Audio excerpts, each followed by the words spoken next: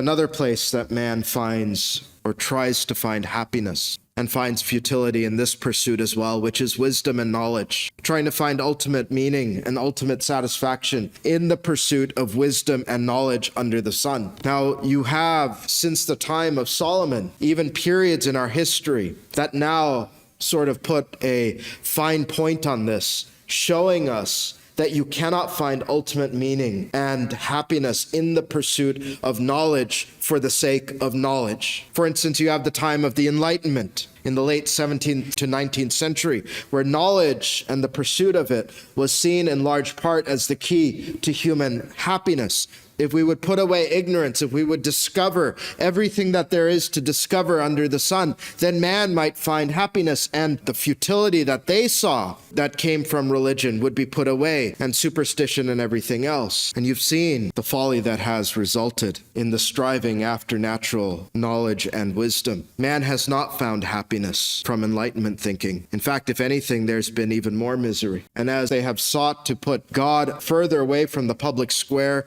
to say, well, you can have your faith, but it's kind of backwards. And what we must do is pursue the pursuit of knowledge. We have seen man's condition hasn't changed at all. Man is just as miserable. Man is just as sinful. The world is just as chaotic. In fact, in some ways, you find the pursuit of knowledge, what sinners do with knowledge itself, has become a way to sort of streamline sin. It has not changed the human condition one bit. And this idea that the pursuit of knowledge and the removal of so-called ignorance is what is needed to be pursued as we go around the world has infiltrated the church as well in the pursuit of missions. Oftentimes in missions in the 19th and 20th century, what is often done by liberals is to go into a place and say, what we need to do is we need to bring civilization here. We need to put away ignorance, and then there will be a hearing for the gospel. Well, you might remember that the Calvinists, on the other hand, especially in the Anglican Church, said, no, what we really need to do is we need to bring the gospel. And the gospel will bring civilization as a byproduct. But what we first need to do is change the nature of man, not just fill his mind with more information.